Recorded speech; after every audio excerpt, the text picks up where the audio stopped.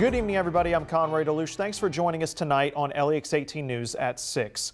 3 days after a mob stormed the nation's Capitol building, dozens of protesters gathered in Frankfort outside of Kentucky state capitol earlier today as lawmakers debated inside during a rare Saturday session. There's been attacks online, on social media, and also even on stage at debates, and there was even a lawsuit involved. But that all ends tonight. The U.S. now has a new vaccine to help bring the coronavirus pandemic to an end after the FDA granted emergency use to Johnson & Johnson. The first shots could happen as early as next week. We have breaking news tonight in Lexington. Police are on the scene of a shooting that happened at Fayette Mall.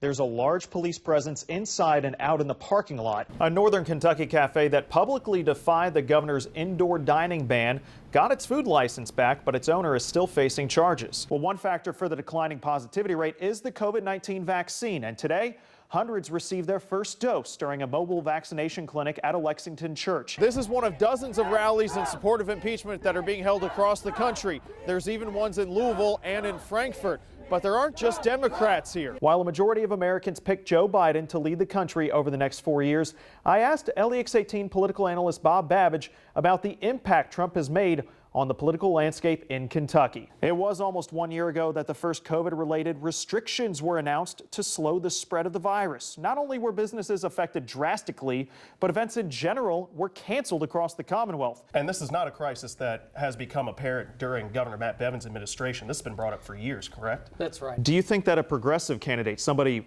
very different than Mitch McConnell, could have fared better in a general election? We did have Charles Booker, who performed well in the primary. Kentucky had a chance to extend its winning streak to 4 on Senior Day, but the magic the Cats had in close games recently, it wasn't there tonight. Eli Gain joins us from Rupp Arena, the site of historic ups and downs all season, but tonight, it's heartbreak. Bill was also talking about that ice on top of ice. Well, here's the visual example. This tree covered in a coat of ice, I'd say 1/4 of an inch thick or so, and that's going to get worse over time. FEMA officials are expected to be on the ground in parts of Kentucky tomorrow to survey damage from the floods of last week. As we've been reporting, one of the hardest hit areas is Lee County. This is a protest that miners did not want to resort to, but after missing out on thousands of owed wages and no answers, they felt like there was no other choice. It was 10:35 when I got in line. There were already 6 cars deep. And normally that Popeyes is not that crowded. But you said you've never really had Popeyes before. No. Thanks, Eli. Great news in Jacksonville for Big Blue Nation fans. But for us here in Kentucky, there was sunshine down there. Chilly for us up here in the Bluegrass. Let's bring in meteorologist Emily Goodman. We have an update to a story we've been following out of Scott County. Tonight, the sheriff's office says that Deputy Keith Gibson violated policy by posting and sharing inappropriate material on his personal social media account. The pavilion area is almost completely underwater. In fact, many areas of this park are, including the playground, which you'd have to swim through feet of water just to get to. About the only area that's dry right now is the swimming pool. A third vaccine has been approved for use across the country. Coming up, how soon you could get a Johnson & Johnson vaccine and when more stimulus money could be heading your way. We'll be right back.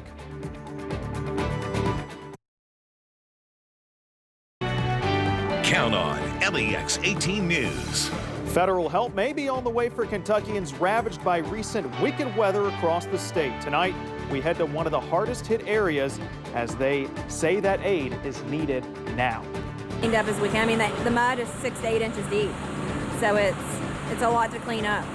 And we'll show you how communities are removing the stains left behind by those floodwaters, how owners are moving forward and trying to stay in business. Plus, it's been a year since the first COVID-19 case was reported in the Commonwealth. We look at the economic impact the pandemic has had across the state. And there is one last major hurdle before the next stimulus check could be heading to your pocket. We followed the new relief bill back to the House for one final vote. LEX 18 News at 11 starts now.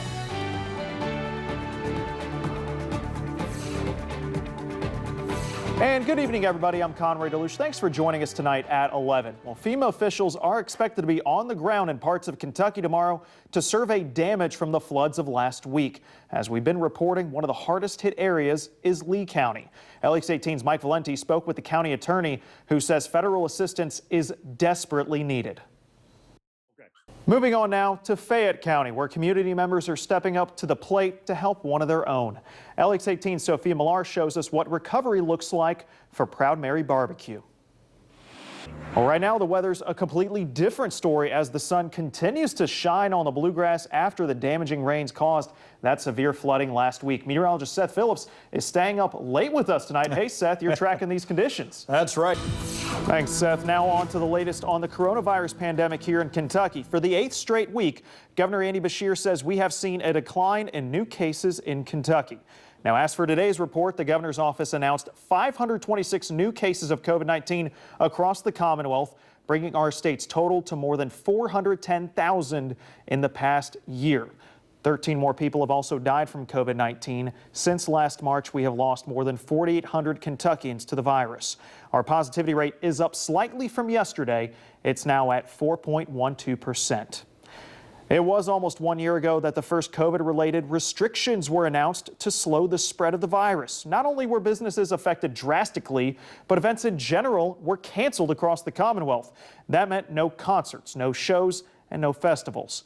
It also meant big cuts to the bottom line for many cities. The Biden administration's COVID-19 relief plan is also one step closer to becoming a reality. John Lawrence reports as the $1.9 trillion package has to clear one more hurdle before it reaches the White House. Tonight, we are remembering the life of a Lexington man who was shot and killed earlier this year. Coming up, the vigil held in Jacobson Park for Kobe Pursley. We'll be right back.